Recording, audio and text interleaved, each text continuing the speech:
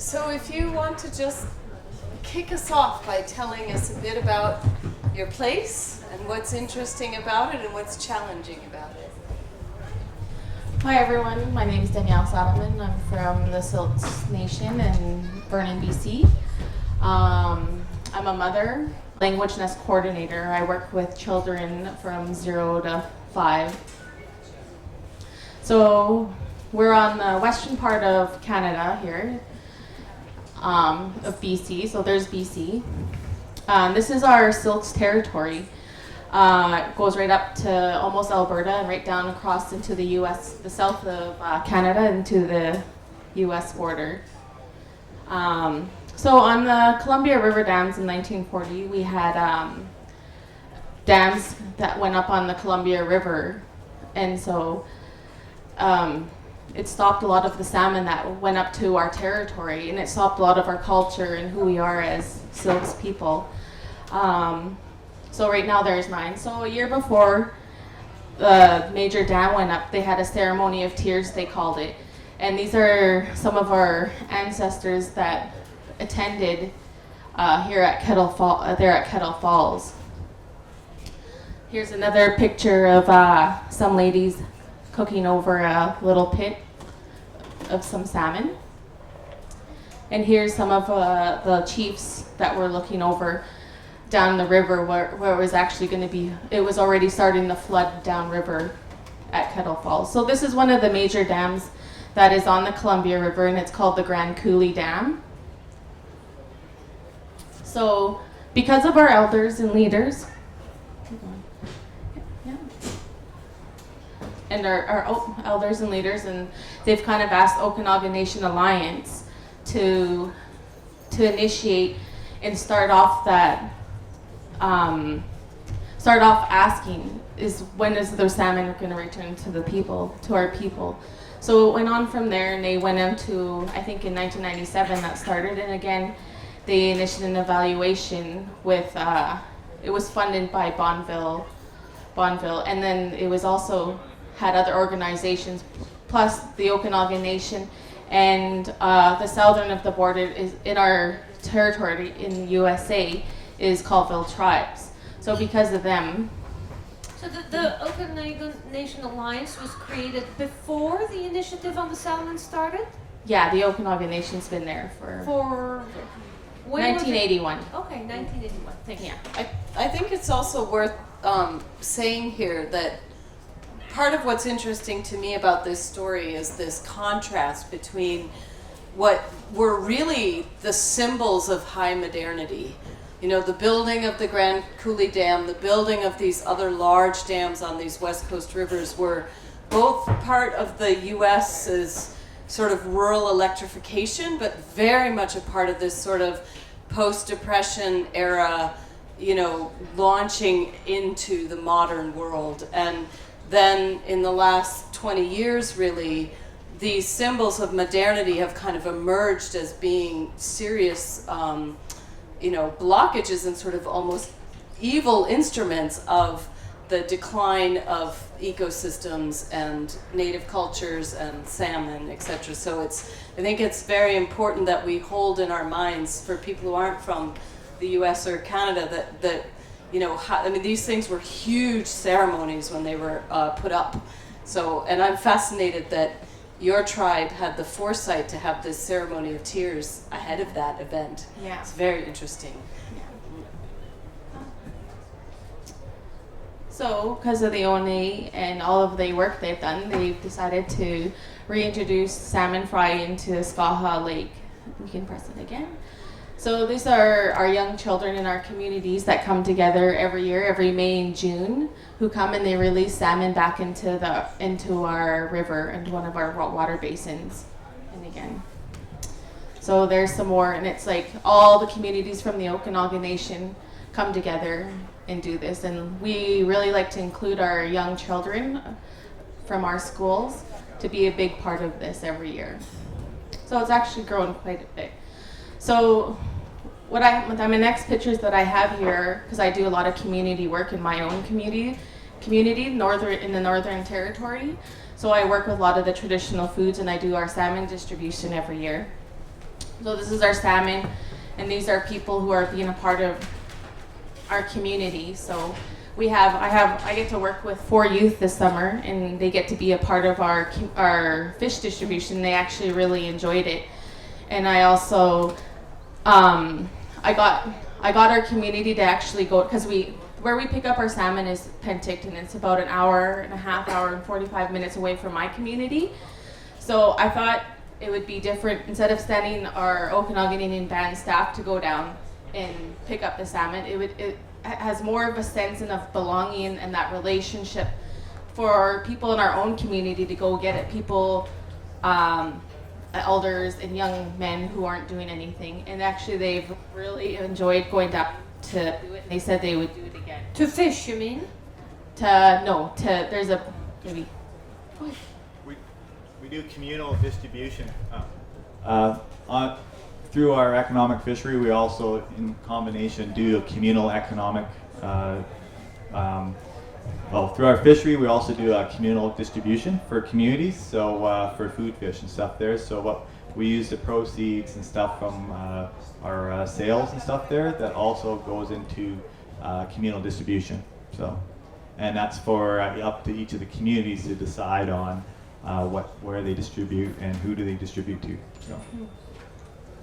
So even through doing the salmon distribution, because I work closely with the people in our community, they were still really unknowledgeable that we're salmon eaters, and that's how uneducated our own people are of not having salmon in our own communities. They were asking if it actually came from the Fraser, and that's like a whole other territory. It's not even in our territory. They're like, oh, did this come from the Fraser? I'm like, no, it actually came from the Columbia River, part of our territory. So to share that knowledge with our community members was awesome, and you kind of like to get to re-educate your own community. So with that, this is a part of a program I work with. So I have these pictures of us processing the salmon. So we usually get a group of ladies or a group of everyone wants to come and volunteer, and we clean the salmon. We show people how to gut the fish, clean the fish, and the process part. So we also can salmon, and I tried something new with our community, and then we smoked it over a fire pit. So that's what you see there, all the salmon on the rack. And so the salmon will be part of for one of my programs, and for our big feast in December or January, we tend to have a big celebration in our own community for Okanagan Indian Band, is where we celebrate our 4 food chiefs, and salmon is being one of them. Spatelum, Sia, and so I would say deer. So the bitterroot, the Saskatoon berry, the deer, and the salmon, right? Yeah. These are your 4 food chiefs. So Which those are 4 seasons. Those grow in each throughout the year. And so we've been missing our king salmon for a while. Okay. One of the major ones. So can we go back to that? So when the salmon started to really struggle and not come back anymore, how many spawning adults were coming back at that stage where it was at the lowest? And what did you do to bring the salmon back? Maybe you can talk about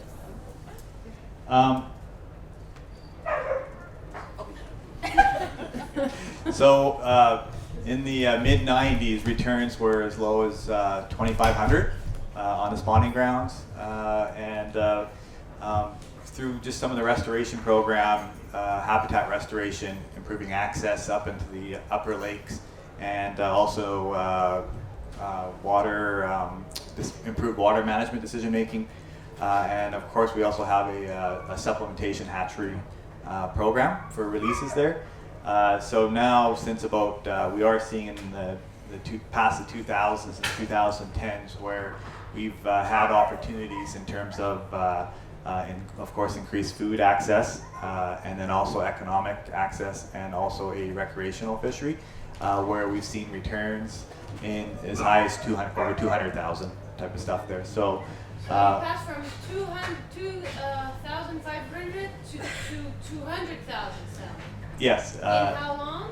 In about 20, little over 20 years type of thing. 20 So. years. But I think it should be noted here that there's stories of people walking on the backs of salmon in the Pacific Northwest at the height, being able to cross rivers on salmon during spawning season. And there's actually a law in the books in Seattle that you're only allowed to feed salmon to your servants 5 days a week, because otherwise they would have been given salmon all the time. It's true. So how did you, I know the elders came together and started, so what's the name, in English I think it's Cause to Come Back. Can you tell us more about the meaning of Cause to Come Back? What it actually, yes, what the holistic meaning of it is, and you went very quickly, but all the work you did over this gigantic dam, so what did it take to do the habitat restoration and the creeks? I mean, it's not two people doing it alone. I mean, there must have been a massive involvement of all of the people all along the river to get the salmon back, right? Am I right? Oh, yeah. So can you tell us a little bit more about that? Okay. So a lot of the work that we've done in terms of is, since it's a Canada-U.S. border, is we work through what's a technical working group, the Okanagan Basin Technical Working Group. We meet on a bilateral level with the U.S. folks, and so a lot of the focus was on restoration. With a lot of the return of the salmon now, we are in a process of now setting up an international agreements between Canada and the U.S., but also within Canada itself, which is part of the, I guess, in terms of the licenses in Canada itself, is there is only one economic license, which is communally owned by the Okanagan, and it's which has enabled some of the benefits from a community-based benefits, such as what Danielle's presenting today type of thing. So we focused a lot on the technical aspects of it, but now we're starting to move into the management aspects and who manages and how that's going to be managed and stuff there. So I think the restoration aspects is it took a lot of work. Our staff is, from a tribal perspective, has grown from a couple of people in the mid-90s to about 40 full-time staff type of thing. So there's been also that communal benefit on that too. And on the U.S. side, again, with the dams there, they do have larger mitigation programs. So that's enabled us to work, since it's a transboundary tribe with Colville, to actually use funds from the U.S. to restore in Canada. That benefits the whole basin. So. I have Sorry. Did you put fish ladders in when the dams were created, or have you put them in retrospective? The main stem dams on the Columbia had fish ladders, except for Grand Coulee. That's another program we're working on also. But also in the Okanagan, we are putting in fish ladders as you move up. For the sockeye salmon that we work with there, they need a lake in order to rear for 1 year as part of their life cycle. And so we've been making that way up as where they used to be able to go. And that was a lot of the guidance that happened back in the late 80s and early 90s with Chief Albert Saddleman on the direction and moving forward, and the group of elders that also came through and said, we need you to bring the salmon back type of thing. And so was there a ranching component as well? Were you ranching the fish in order to reintroduce them to the river? We used a hatchery, which I guess is to actually, because there wasn't many salmon back in the mid 90s. There is we've been using a hatchery to actually move the fish up and releasing fry into the lakes and stuff. So. But Richard was telling me how this was not a production hatchery. This was, and that like maybe 3% of the stock comes from the hatchery. Is that correct? Yeah, it ranges from 3 to I think as high as 8%. And the focus of the hatchery is for restoration because we have other lakes up top there. So as we move towards, we actually know that there will be a decision to be later on decided on, once you've restored everything back as much as you can, of whether or not you continue to use that facility or not and stuff there. So, but we haven't hit that yet. And is there any truth in the rumour that cannery roe, the fish were being canned down at the mouth of the Columbia River, and the carcasses were being dumped into the ocean, so there was no detritus from decaying fish that would have died spawning way up in the headwaters, and that smell of the degradation of those creatures carried out to the ocean, and that encouraged it, guided the returning fish on the way back up the river, whether it was an elder who suggested that they take the carcass waste from the hatcheries or the canning factories back up the rivers and put it there to recreate the smell, and that recreated the cycle. If you're talking about on the main stem Columbia, that happened all through the coast of BC, like the U.S. and BC and stuff there, and I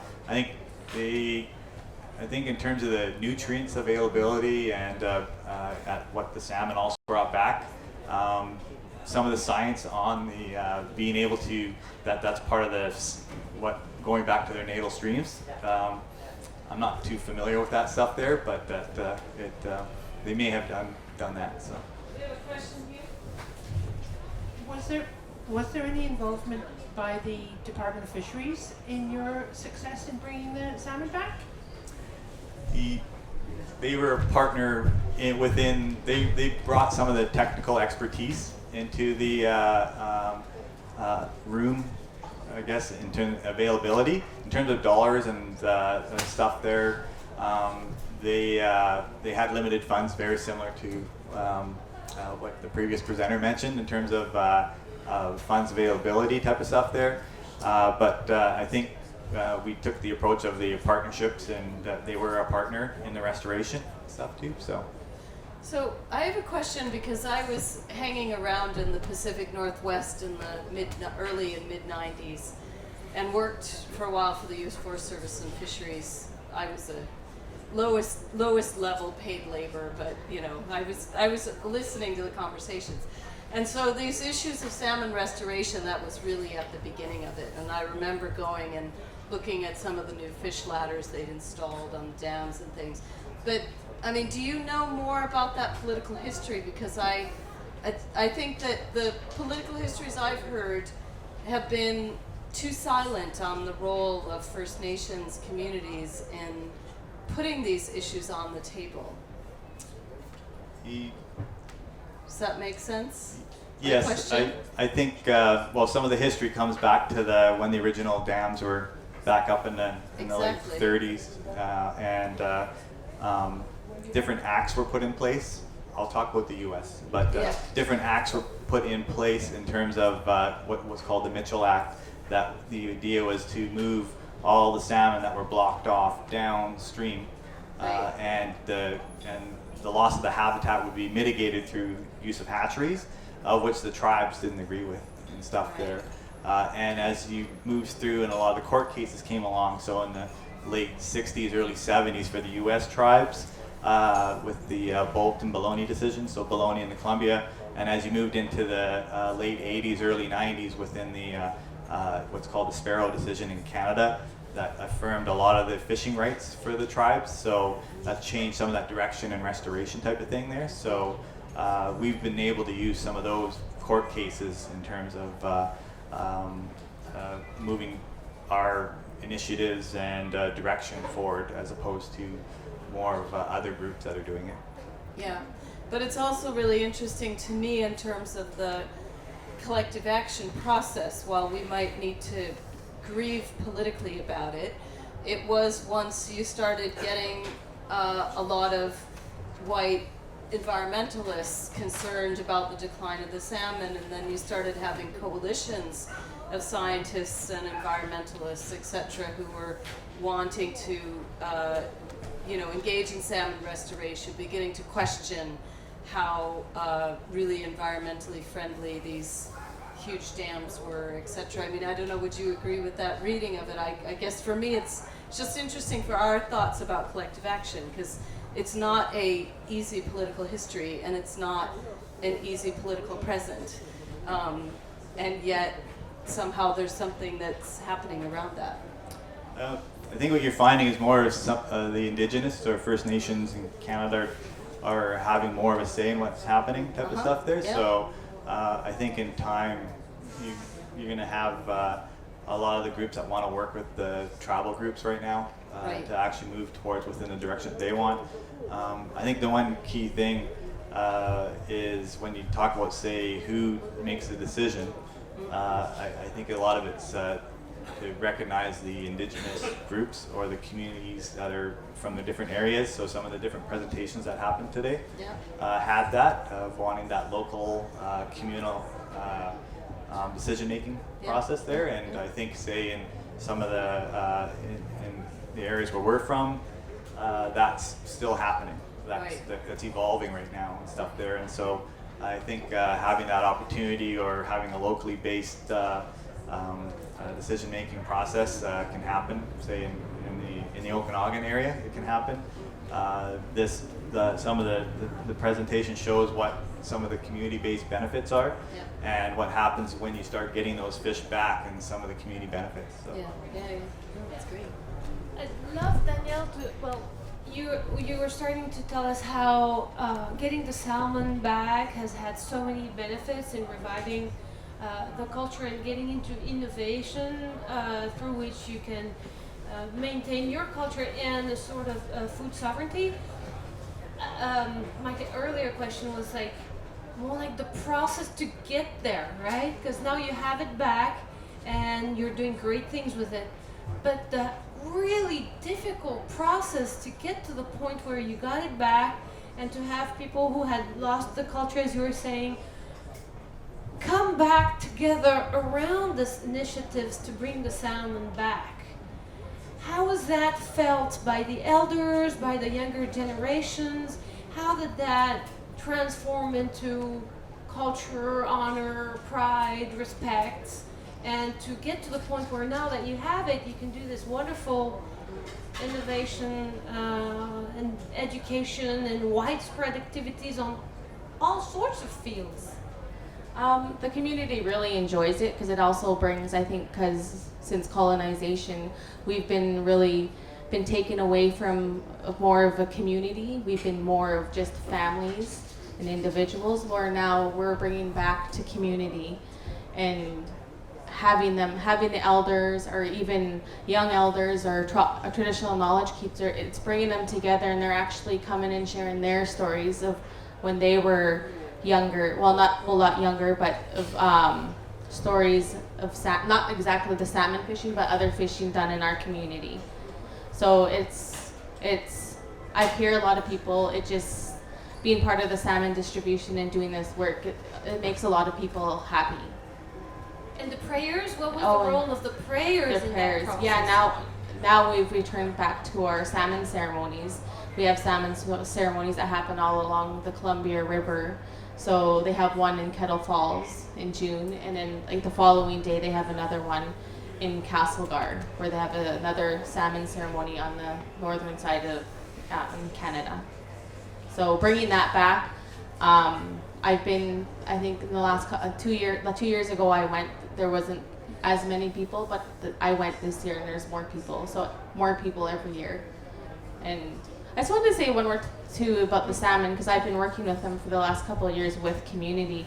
Is when I first remember when they started coming, they were maybe like this big, but now like they're like this big and getting bigger. So the transformation of the salmon every year are getting bigger. So yeah. So this is an artwork by Sheldon Lewis. He's from the same reserve as I'm from, and he's actually my cousin, and he's really inspired by our ancestors. So he's kind of did his artwork on this is our last salmon chief, is Noan. I can't pronounce his name. So that's the one of him, and then he's got the salmon in the background. And also he's got another art piece that that's in front, and that's made out of deer or moose hide. So he's actually, which is a lot of work to do, he's actually cut out the hide and like sewed it all together. So it's more of like a 3-dimensional one. So this is how you see it. So he's had one of these displayed So which the return of the salmon is also sparking other people in our community, and especially artists, to what's the word? To display, express our history, a part of our history. So it's actually getting more people spark into their. Yeah. So this is another piece he's done too. Yeah. So I think I was gonna show my film, but I'll show it tomorrow. Yes, I think we should show it tomorrow to have more people's attention. It's a wonderful little movie that kind of tries to encapsulate the story. And this is the hardest story to encapsulate. I was very privileged to be welcomed by your people over there. And so I was there many, many days, through which little things started to really make sense all back, and where you realize this is a huge story, because the channels that altered the flow. Well, now people have come together with a lot of voluntary work to rebuild little, streams along to recreate the habitat, so that the fish is not stressed by the change of the flow, and all the creeks. So you're changing the plants. You're trying to get the little pebbles back so that they'll be comfortable hatching. You've gradually reopened grounds, because the more spawning grounds you have, the more salmon you'll get the next year, right? So you guys are recreating all of these spawning habitat in every little creek, and convincing people not to use plants that will take a lot of water. I mean, this is amazing, amazing job where everybody has had his part, and now everybody is feeling. That's what my perception, right? So sorry. It just doesn't benefit us. It benefits everybody as a whole. Is like all the animals, all of those animals that is part of our 4 food chiefs, and they're benefiting from the salmon returning too. So it's not just us humans who are benefiting from the salmon returning. It's everybody, animals, plants. So it's an amazing story. Thank you so much for sharing it. I've heard it before, and I hope we hear it more and more and more in every detail of it, in every aspect of it. Thank you so much, Danielle.